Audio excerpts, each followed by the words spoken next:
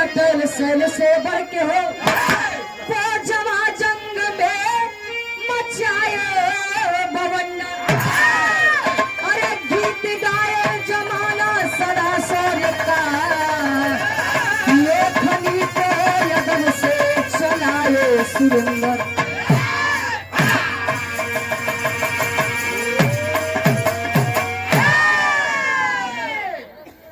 जोर उठकर के सागर में फिर छिप गया, आंधियां मुड़ गई राह को छोड़कर।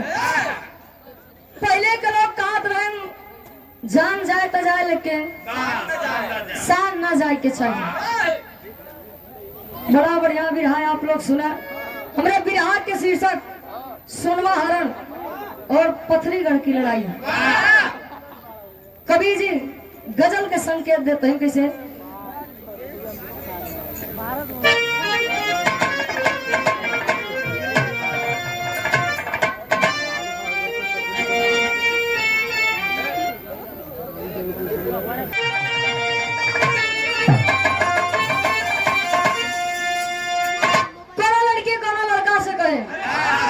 देखा सच्चाई है बा कि लड़की नारी हाँ हो हमेशा अपने आप का स्मार्ट और लड़कन से हमेशा एक ही समझत है। लड़कियां कहे का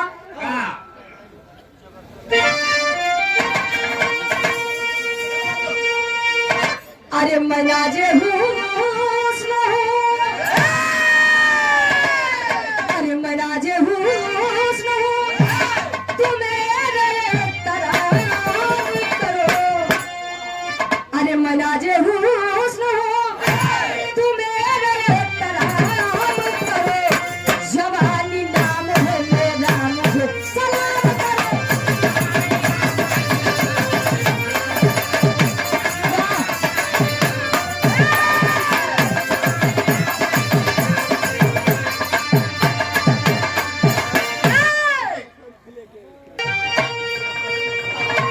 तुझे सलाम करूं, तुझे सलाम करूं, तुम रत काम करो। अरे तुझे सलाम करूं, तुम रत काम करो।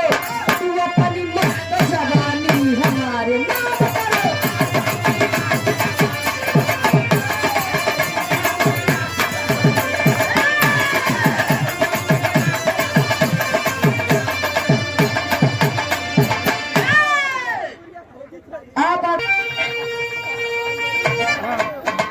अरे तो लहू की धार पे,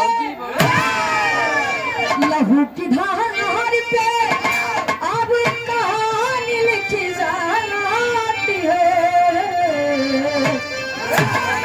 अरे तो लहू की धार पे अब जवानी लिखी जाती है। और पर जान दो कहानी लिखी जाती है।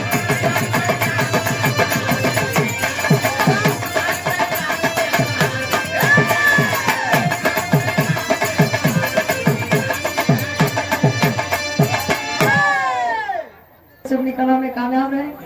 आप लोग इनका चैनल देखिए, सब्सक्राइब करें, कमेंट करें, शेयर करें।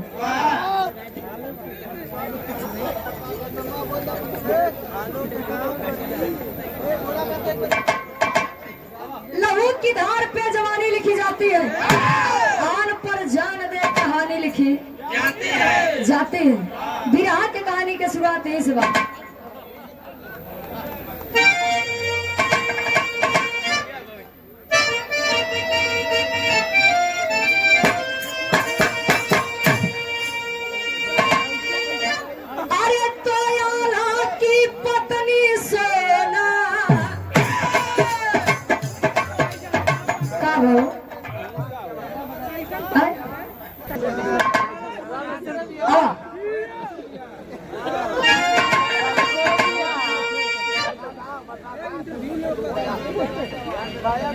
आप आदरणीय परम सम्मानित जिला पंचायत सदस्य, आप धर्म के आप बड़े भाई आशीर्वाद अरे दयाला की पत्नी सोना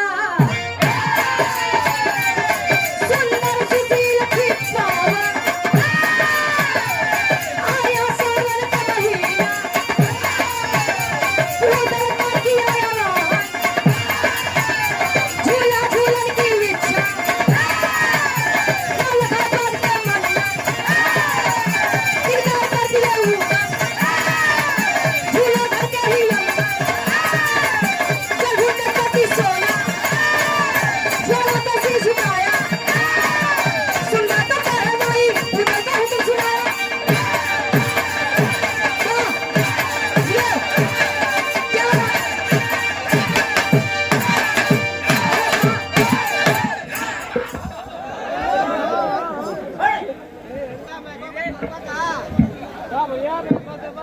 हाँ बस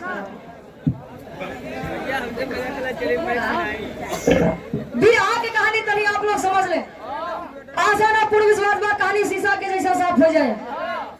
जैसा कि आप लोग जाना था आल्हा और उदल जी उनके जैसा भी नहीं है।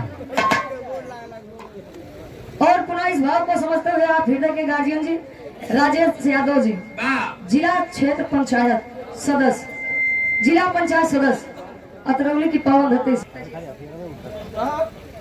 भैया कहानी समझिए।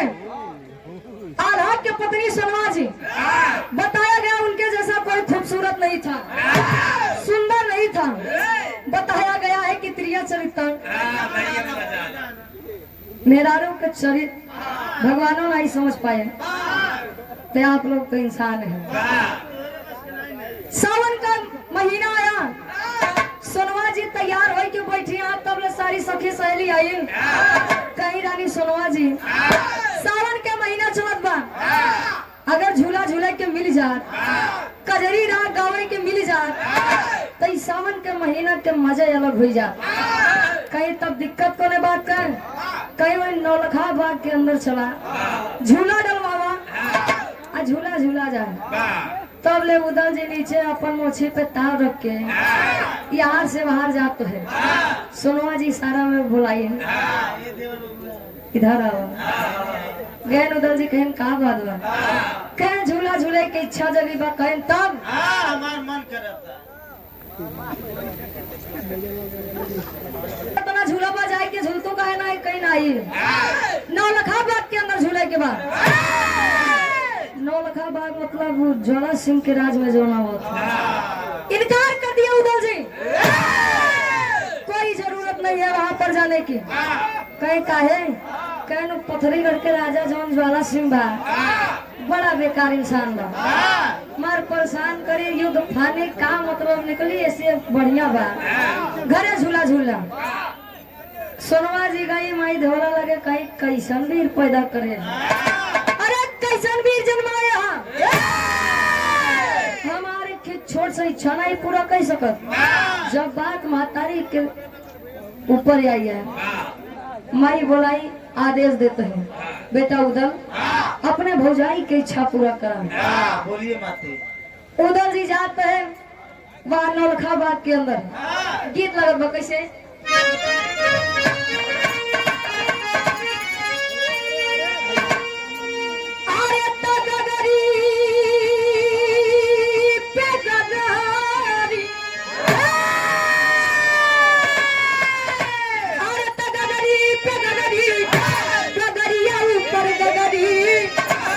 गगरी छुआई जय है रजऊ गगरी छुआई जय है रजऊ जई है धर्म वाला साई हो गगरी छुआई जय है रजऊ।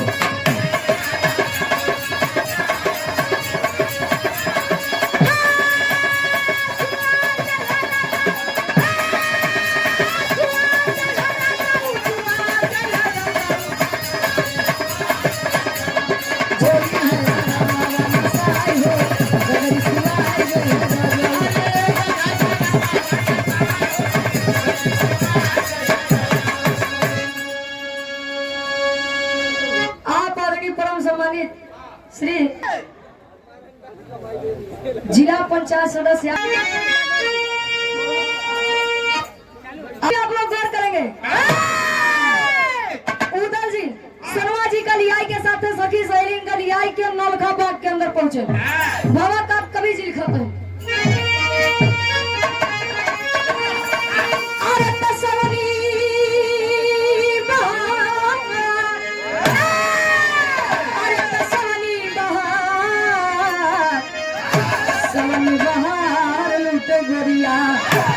सवनी बहार मिलते गोरिया बागिया भइल बागुला डार हो सवनी बहार मिलते गोरिया।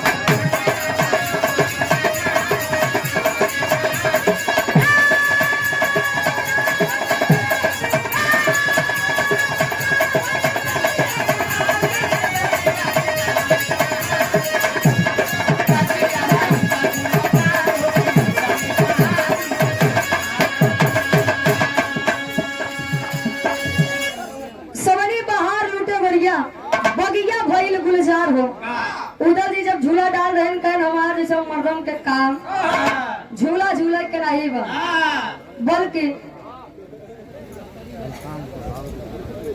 जिला पंचायत सदस्य आप अरे गाली के झूलनवा उड़ल खोजे शिकार हो, पत्थरी के ज्वाला राजा आइते ही बार हो, पत्थरी के ज्वाला राजा आइते ही बार हो, पत्थरी के ज्वाला राजा आइते ही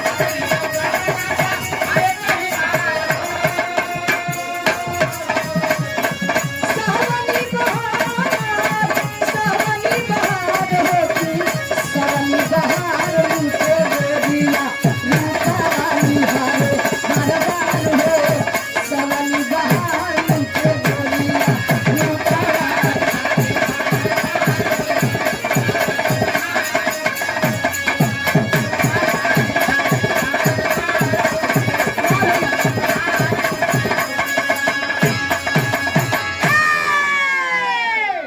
आप तो रहिए। तो चोकरत किया हुआ है यार।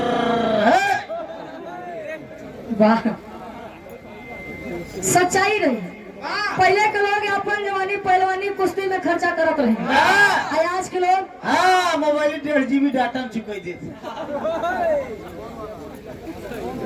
जिला पंचायत सदस्य आप गार्जियन जी राजेश यादव जी यहाँ पर शिकार खोजने के लिए चले जाते हैं। सोनवा जी अपने सखी सहेली के साथ झूलना झूलता ही कजरी राग बढ़िया छेड़े, तब ले ज्वाला सिंह घूमत घूमत आए, कहे हमरे बाग में इतना शोर शराबा, देखी कहा बात बा। आयन जब सोनवा जी का देखे तो उनके खूबसूरती के ऊपर एकदम मुग्ध हो गए। का काहे वो? अच्छा, खूबसूरत रूप देख के ज्वाला सिंह बस देखते देखत एक विराट सम्राट स्वर्गीय दादा श्री राम कैलाश यादव जी बात कहा तो कहा तेरी मेरी आंख लड़ी लोगों ने बदनाम किया, कहा दुनिया को भक्का दिया, हम तू अपन काम किया। केहू केहू कहेला उमरिया के दोस्त बा, कई के गए सूरदास जी नजरिए के दोस्त बा, ये सब नजरिए के दोस्त बा। अगर नजर कोनो चीज देख ले मन आएगा तो चाहे चाहिए। ज्वाला सिंह के हालत काबा कवि जी टेरी के भाव में दर्शावत है।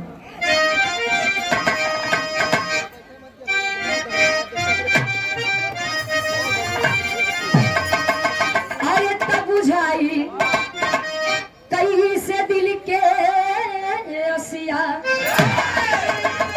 अरे तब बुझाई कहीं से दिल के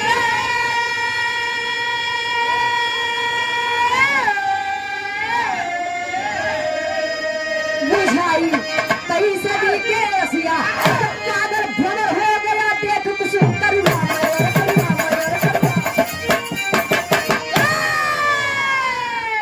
तब पागल भ्रमर हो गया देख कुसुम करुणामय बुझाई कैसे। पागल भ्रमर के तुलना कैसे करें वह ज्वाला सिंह से।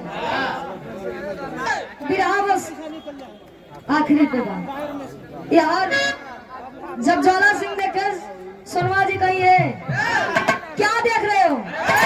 टुकुर टुकुर क्या देखते हो? बड़ी खूबसूरत टुकुर टुकुर देखते हो। कहे आप जैसा खूबसूरत अबे हमें आज तक दुनिया में क्यों बनाए देखे रहे, कहीं तब कहीं प्रेम हुई बात। आई लव यू अंग्रेजी तो सिखाए गए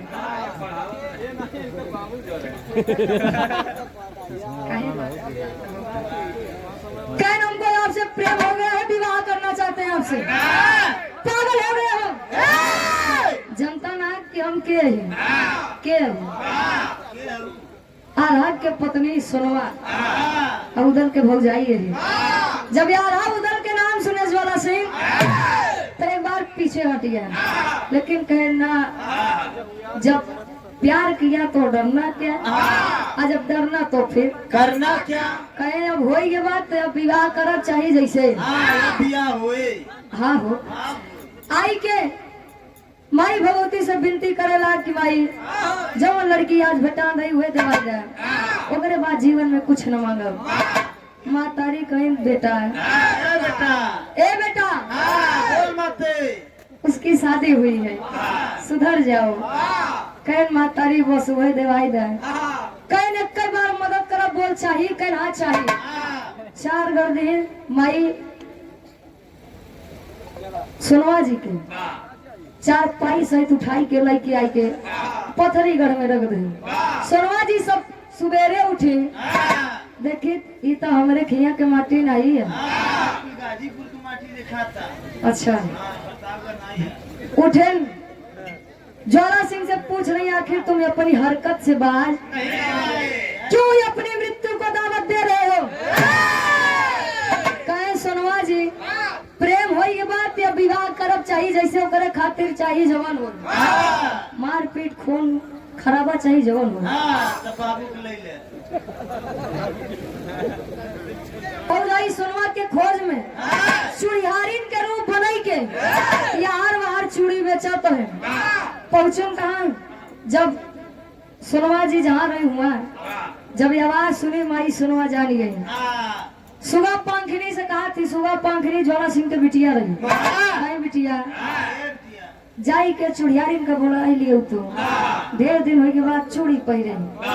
उधर जी जब आयन देखे माई सुनवा का कहन का भाभी आखिर भैया के प्रेम में का कमी है जवान तू ज्वाला सिंह जैसे राजा के घरे आई हो। क्या कमी थी हमारे भाई के प्रेम में? क्या कमी थी हमारे सम्मान में? माई सोनवा जी कहीं हम अपने खुशी से नहीं आए हैं। ज्वाला सिंह जबरदस्ती लेकर आया है। अपने भैया के जाई के कही दे अगर हमका यहाँ से लिया के न गए हम जहर खाई के अपन जान दे देव लेकिन यहाँ नीच गए अपन पति न स्वीकार। आई के उधर जी फौज सजावा कहन भी रस भाव लगा।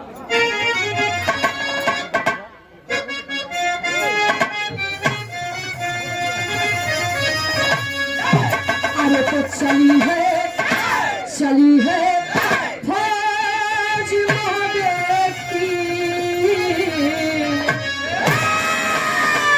अरे चली है फौज मोहब्बे की यारी का मालिक तोड़ेंगे। चली है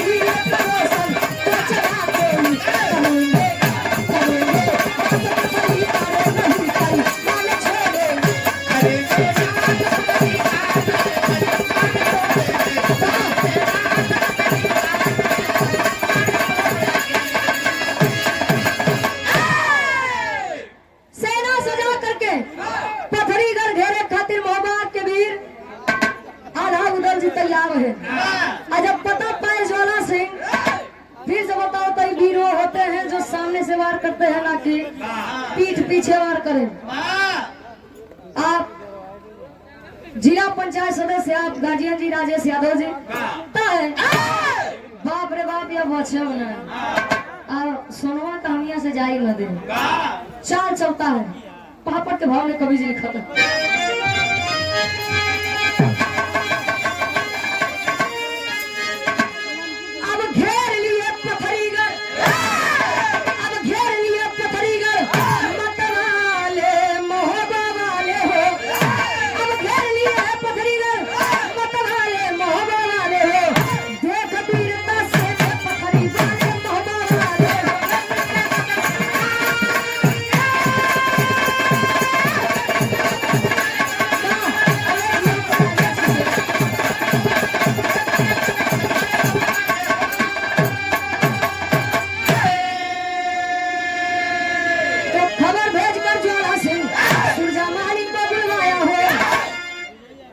सूरजा मालिन को बुलाया हो, मार के जादू से नहीं सेना को पत्थर बनवाया हो। अरे यार हो यार अमर गुरु क्या हवाले मोहब्बत वाले हो। अरे तो यार हो यार अमर गुरु क्या हवाले मोहब्बत वाले हो। देख वीरता से पकड़ी वाले मोहब्बत वाले।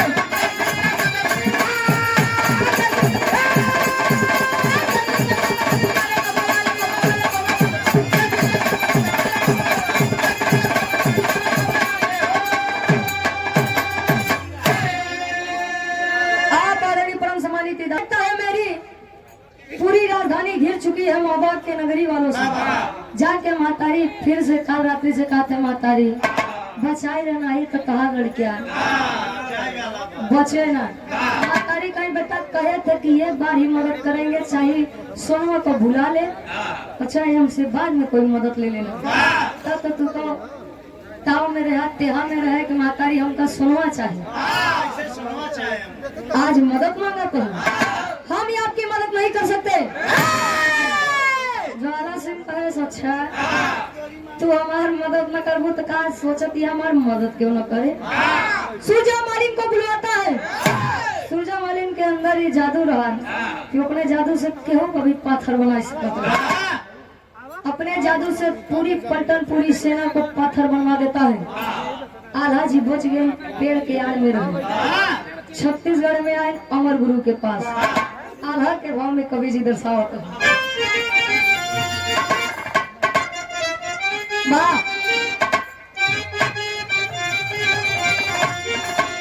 अरे वीर हो आखिर तक ना हार नहीं मन है जादू।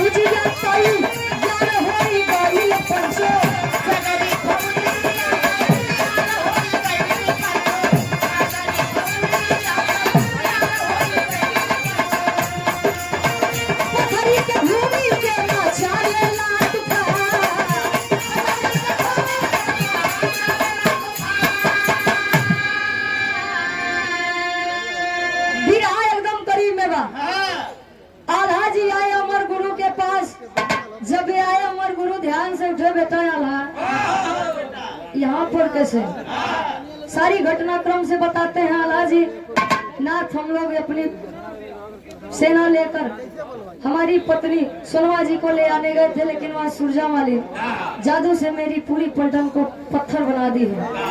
अमर गुरु जी दुई पुड़िया देन कहने पुड़िया अबे ले जाए के फेंक दे। सेना पहले जैसा तैयार हो जाए और एक पुड़िया तब खोला जब सूरजा मालिन दोबारा आए तब। आल्हा जी आए समर में एक पुड़िया से संधान करे निदान करे और दोबारा जब सूरजा मालिन आए तब वो पुड़िया दोबारा खोले। सूरजा मालिन दोबारा आई, जादू काम नहीं किया है, आज युद्ध छिड़ गया। ज्वाला सिंह समझ गया अब हम बचेंगे नहीं। ज्वाला सिंह के कलर पे जैसे उदल जी हाथ रखे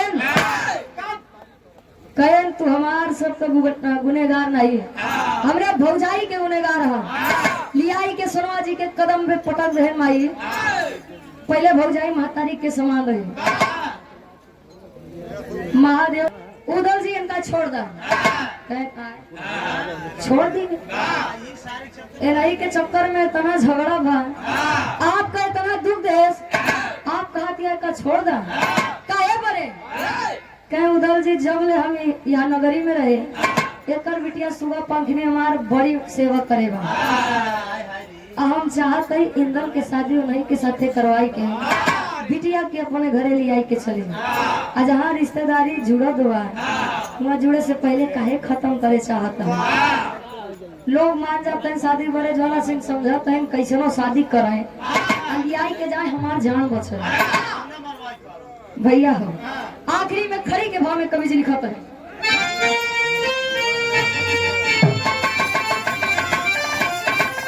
अरे जीतेला समरिया अरे जीतेला समरिया मोहब्बत के बीरवा तो जीतेला समरिया अब मोहब्बत के बीरवा इंदल घूमे ले भवरिया या भागे हीरवा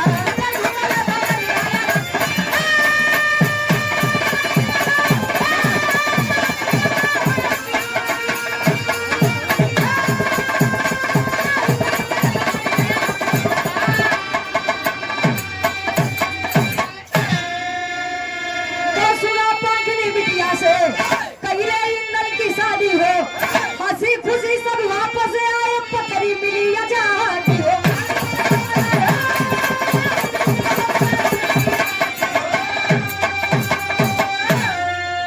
औलाद के दुआरा कहे बाजेला बजन मातम मोहब्बत के दुआरा तो इंदल घूमे ले भवरी आया के हीरा। सुबह पंखनी बिटिया से कहिए इंदल की शादी हो हंसी खुशी सभी वापस आए पथरी मिली आजादी हो। सुनिए तनिहार सोनवा जी के हरण भा पथरीगढ़ में लड़ाई छिड़ी मोबा नगरी से उदल जी चुड़ियारिन का रूप बनाए और साथे इंदल जी के विवाह भा। ये मेरे विराह के शीर्षक रहा ने आखिरी में खानदान के परिचय बा। गुरु बिहारी गुरु गणेश गुरु रामलाल गुरुवाये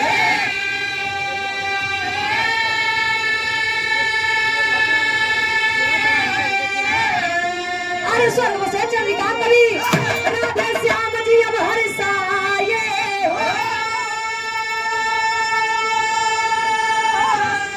अरे तब बुझाई कहीं से दिल के यसिया अरे तब बुझाई कहीं से दिल के